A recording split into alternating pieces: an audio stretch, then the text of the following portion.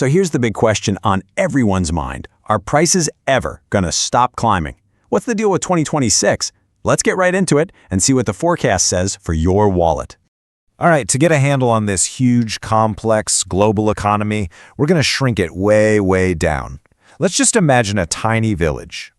Yep, just one little village. And in this village, there's only one apple farmer. That's it. So the supply is super limited.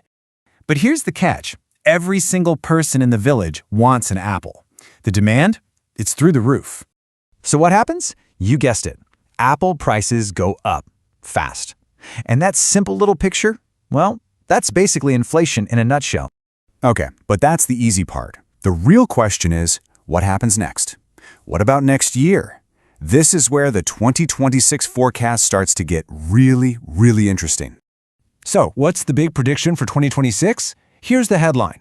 It's not that prices are going to fall. Nope. It's that they're going to rise, but in a totally different way. And this is the part you really need to get.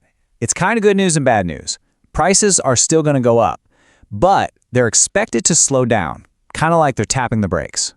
And there's actually a specific word for this: disinflation. Now, don't get it mixed up with deflation. That's when prices actually drop. Disinflation just means the rate of the price increase is slowing down. Think of it like a fever that's finally starting to break, but you're not totally healthy yet. Okay, check out this table because it makes the difference super clear. With regular old inflation, that $110 thing you bought last year jumps all the way up to $121. Ouch. But with disinflation, see, it only goes up to around $113. Yeah, it's still more expensive, but it's a way smaller hit to your bank account. And that, right there, is the key difference. So you might be asking, why is this slowdown happening? Well, it pretty much boils down to two huge global forces at play. Get this. The World Bank is actually forecasting a 7% drop in overall commodity prices for 2026. A drop. That's a massive signal for disinflation, and it's all being driven by a couple of really big factors. First up, there's just a ton of oil out there right now, a global oil glut. More supply than demand means cheaper energy for pretty much everyone. And second, you've got the U.S. Federal Reserve. They're starting to cut interest rates to keep the economy chugging along. But the cooling effect from all those earlier rate hikes they did, yeah, that's still making its way through the system. And you can see that shift right here in this timeline. For a long time, the Fed was hiking rates like crazy to fight inflation. Now, they're starting to cut them. It's a really delicate balancing act they're trying to pull off. Keep the economy growing without letting that inflation fever come roaring back. Okay, but here's a super important question. If inflation is slowing down, why might it not feel like it for you or for your neighbor? Well, it's because those official numbers, they don't even come close to telling the whole story. This gets to the heart of an idea called stratification economics. It sounds complicated, but it's not.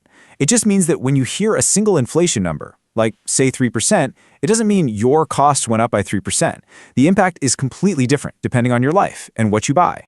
Let's take a look. For lower-income families, a huge chunk of their money, we're talking like 70%, goes to the absolute basics: food, a roof over their head, and getting to work.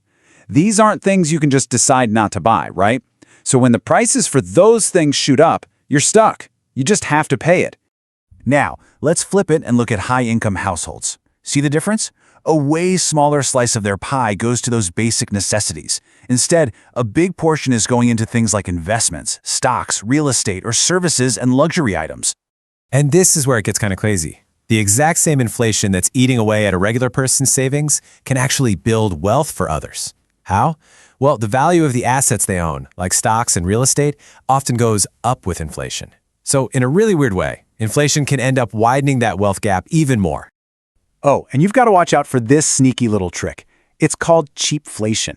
You've probably seen it. Your favorite bag of chips costs the same, but suddenly the bag feels half empty. Or the quality of the ingredients just isn't what it used to be. You're paying the same price, but you're getting less for it.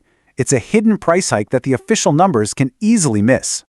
Okay, so let's put all these pieces of the puzzle together. What does this all actually mean for you and your wallet in 2026? Let's break it down into the 3 big takeaways. All right, here's what you need to remember. First, expect prices to keep rising, but not as crazily as before. That's disinflation. Second, remember that your personal inflation rate is totally unique. It all depends on what you spend your money on. And third, keep your eyes peeled for cheapflation, where you pay the same for less. Not all price hikes are on the sticker. And that takes us all the way back to our little village and its apples. When you think about this whole economic picture, you have to ask yourself a simple question. Are you the person who's just struggling to afford a single apple every day? Or are you the one who owns the entire orchard